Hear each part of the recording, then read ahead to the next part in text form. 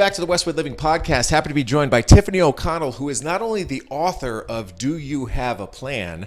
How to Avoid Leaving a Mess, a guide to estate planning, but she's also the head of the O'Connell Law Group based in Natick. And we spoke about a month ago, just getting to know you a bit. But most specifically, this podcast is going to focus on a very important topic, most notably for parents. Parents who have kids who are approaching 18. And maybe you're going to talk specifically to the kids who are 18. How important it is for them now that they're starting to make money, now that they have more responsibility and more legal independence, how important it is for them to speak with someone like you. Why is this an important topic for you? Yeah, so this is an important topic just because so many people aren't thinking about it. And honestly, I'm speaking to the parents here because really it's you parents who are going to get your adult child to do something. Because your adult child, young adult, they're not thinking about this. We probably start seeing young adults think about this sometime maybe in their mid-20s and so on. They're usually now out of school and so on. And then they start thinking about it. But parents, I tell you, you need to be thinking about this for your own young adult who is heading off or is now in college. So many people don't realize that once someone reaches age 18, whether you think they're an adult or not, they are in the government's eyes. So parents, surprise, surprise, heaven forbid, if you ever need to make health decisions for your child, they were in an accident or something, you don't have legal authority anymore. So you did prior to age 18, but upon reaching age 18, you don't. If you need to take care of any accounts or anything for school or anything, you better have your child have a power of attorney in place because, again, if they're age 18, they're not allowed, anyone that you're looking to have help that child, they're not allowed to talk to you unless you have a legal document that authorizes you to do so. So for someone who's 18 or older, at the very least, should have a power of attorney to deal with anything that's not health related, and anything that's health related, having a healthcare proxy.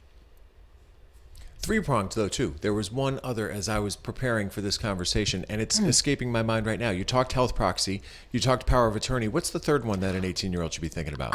So the third one that should be done is something called a HIPAA. You've oftentimes signed them at doctor's offices. It's based on the federal privacy statute that says, unless I list these people down, they should not have access to my written medical information. Okay. So that goes hand in hand with the healthcare proxy. So an 18-year-old goes off to college. What I enjoy about getting to know how you do your business, and it's a bit dramatic, but I think effective, you sort of painted a little bit of a picture. I think it's important for a parent to almost think of what might happen. Do you find that to be a powerful way to open up a parent's eyes? Just paint a picture of something that could happen and how a parent might be painted into a corner. Well, sadly, I can talk about two cases that happened last year. So, and the most common is something happens while they're at school. Maybe, heaven forbid, maybe there was some sort of overdose or something. Or maybe they were in an accident, right? So nothing that we want to ever think could happen, but they do. And if that 18 plus year old did not have a healthcare proxy and did not have a power of attorney, and if the parents are trying to help, it can be a real, not just hassle, but they may end up in the court system getting authority. Now,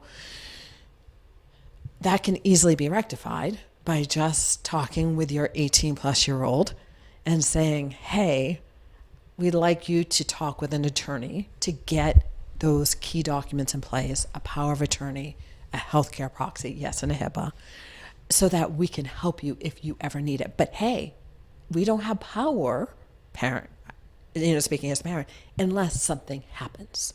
So oftentimes once an 18-year-old plus realizes that, oh, okay, if I put these in place, they can't do anything now. It's just if something happens.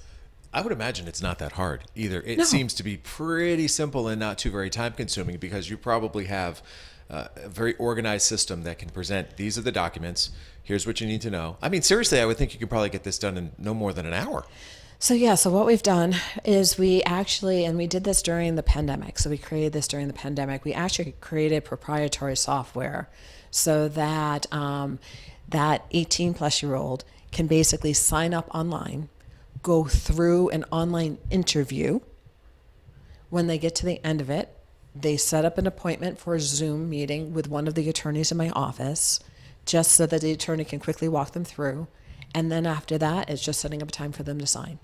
So it can be done at any hour on their own, setting up just a very short Zoom meeting during the business day, and then setting up a time to sign. So boom, done.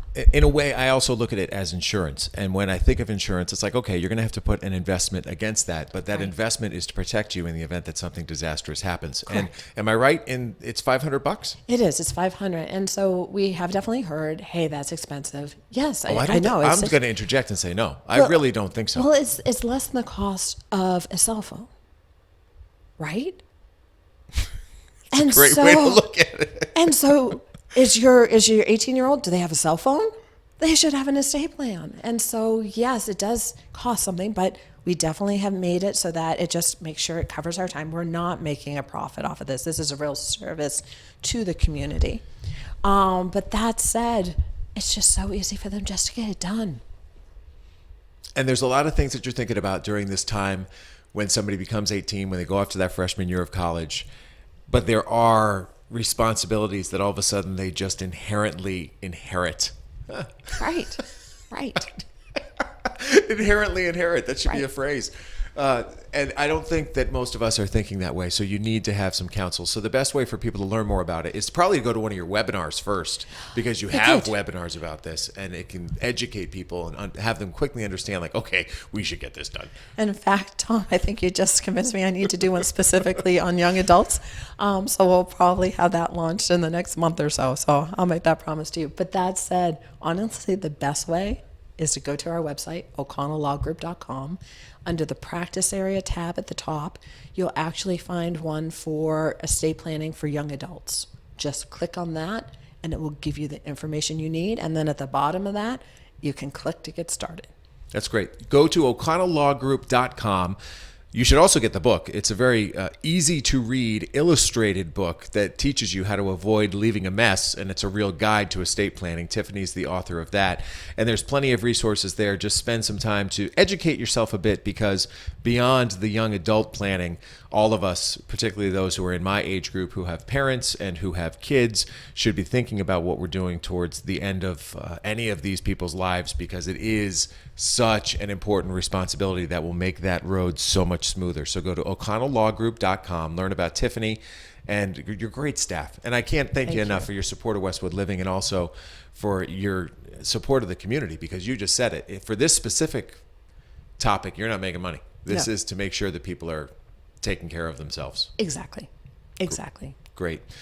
My thanks to Tiffany for her time. And of course, if there's anybody else who you think would be a great person for me to talk to, just reach out, tleiden@bestversionmedia.com, and we'll get them here on the Westwood Living Podcast. But for now, so long, and thanks for listening.